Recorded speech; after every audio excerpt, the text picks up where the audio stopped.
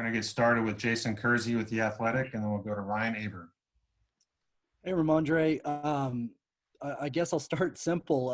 What have the last 11 months been like for you? Can you take us through this journey and how you stayed motivated? For me, it was just staying focused. And when my time came, I just had to make the most out of it. But through the process, it was frustrating, but I knew my time would come. And so I just had to wait it out and work hard, practice hard, go through all the motions like I was playing first game, and just had to wait until the 6 games were up. Okay, we'll go to Ryan Aber with the Oklahoman, and then Eric Bailey. Yeah, Rhamondre, going back to your recruiting process. Well, first of all, out of high school, how'd you wind up at junior college, and what'd you feel about the way that your recruiting process played out? Lincoln talked a little bit yesterday about teams wanting you to wait until February to sign, things like that. Yeah, I went to JUCO out of high school because of grades. But after that, I started picking up offers my first year at the JUCO. And like he said, a lot of schools wanted me to wait to sign, but I liked OU, and I just pulled the trigger as soon as possible in December. Appreciate it, Rhamondre. Yes, sir. Okay, Eric Bailey with the Tulsa World, and then Joe Bettner. Hey, Rhamondre, what was it like to get that first touchdown against Texas Tech on Saturday, and where did you get the idea for the shirt under your jersey? It was a great feeling being able to fight with my team out there after 11 months of not being on the field. And that idea actually came probably like 2 days before the game. I was like, I need to make a statement when I get back. So that's what I just decided to do. Thanks a bunch, Rhamondre. Yes, sir. Joe Bettner, Norman Transcript, and then Bob Prisbillo. To kind of go off that last question, Rhamondre, I'm curious, after the third touchdown, did it just feel right to show that shirt? Was that what your plan was, or did you even go in with a plan going into the game to maybe make that statement?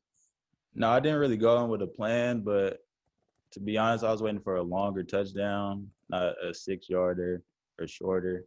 So I was waiting for a longer touchdown, but when the third touchdown came, I was thinking to myself, this has to be like my last touchdown, so I just pulled it out.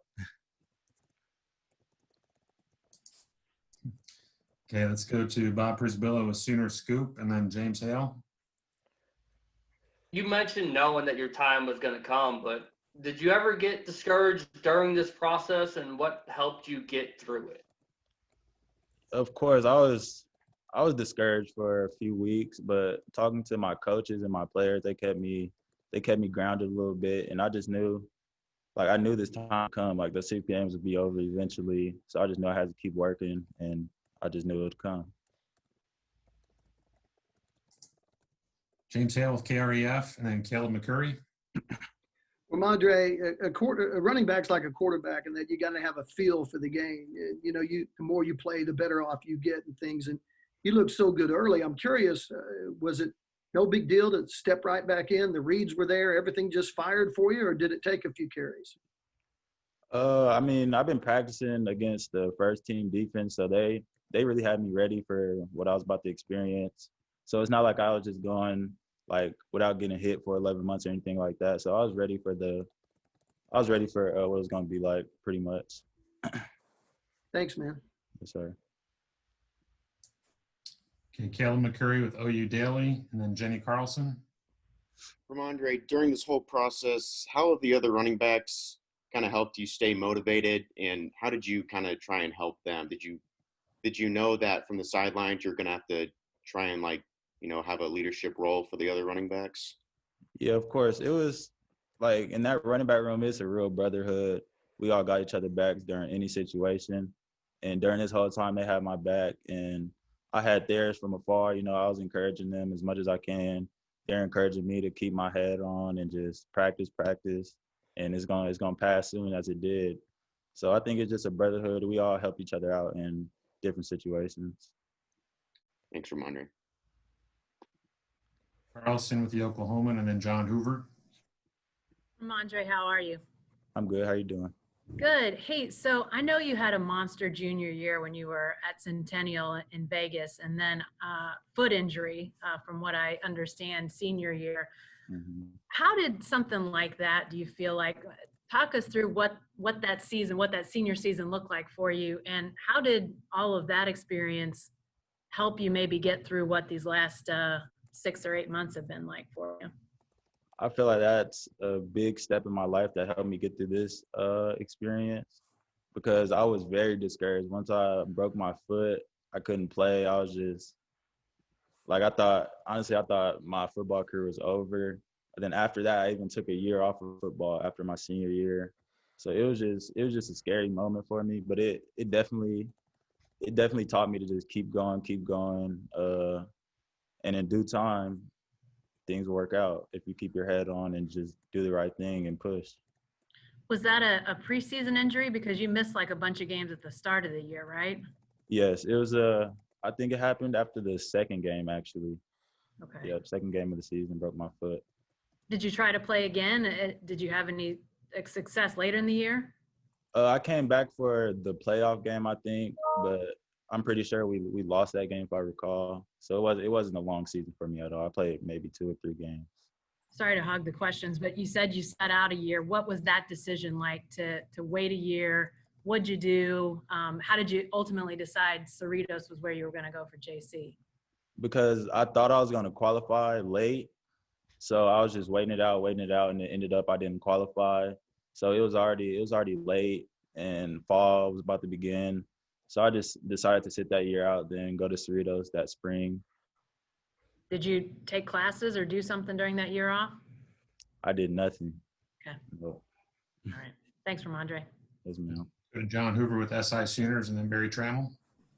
Hey, Rhamondre, there seems to be a lot of momentum right now, especially on the part of someone like Lincoln Riley, who's really expressed his feelings about it.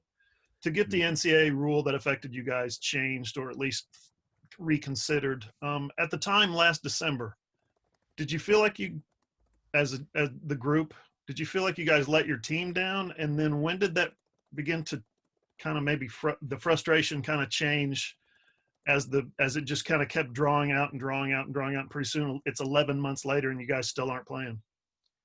Yeah, I mean, it's frustrating, but rules are rules, and NCAA say what they say, so we just have to go with the flow. Can you real quick describe the scene on Friday night when you guys found out that you were playing? Oh, it was ecstatic in the room. People were happy, we were pumped, and we knew we had to go play a complete game the next day. Thank you. Appreciate it. Yes, sir. Okay, a couple more, Rhamondre. Barry Trammell with the Oklahoman and then Parker Thune. Yeah, Rhamondre, another off the field question. I asked Ronnie this. You know, it's sort of a tumultuous summer, lots of athletes getting involved in social justice issues, protests, those kinds of things. What would you like the people in the stands watching you play or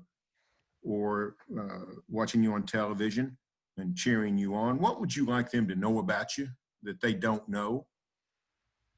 I'm a very helpful person. I get along. I could talk to anybody, have any conversation, and I just feel like I'm an encouraging person that gets along with pretty much anybody.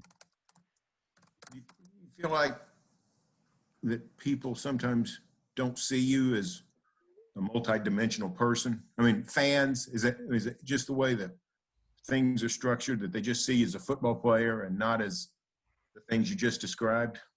Yeah, I mean, I feel like that's a lot of my teammates. I feel like they don't know the real you.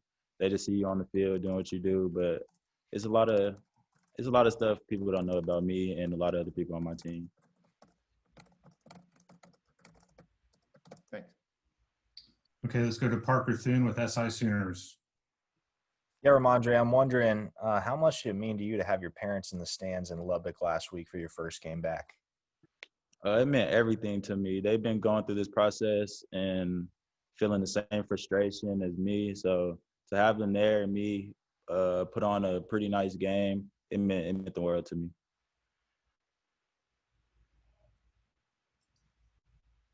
All right, Caleb, sorry, Rhamondre, we got one more that came in from Caleb McCurry. Last one, Caleb. Yeah, Rhamondre, another question. You just described that you had the injury at Cerritos, and then, coming out of high school, you had to take the JUCO route because of the grades, and now with the suspension. How would you describe, kind of the adversity you went through in your whole career? How would you describe your entire career so far? I didn't get injured at Cerritos. I got injured at Centennial. Oh, But my to bad. answer, it's all good. To answer your question, like all my life, I've been hit with adversity from on the field to off the field. So that really made me into the person I am today, and just to keep pushing and just to stay determined and to not give up on what I want.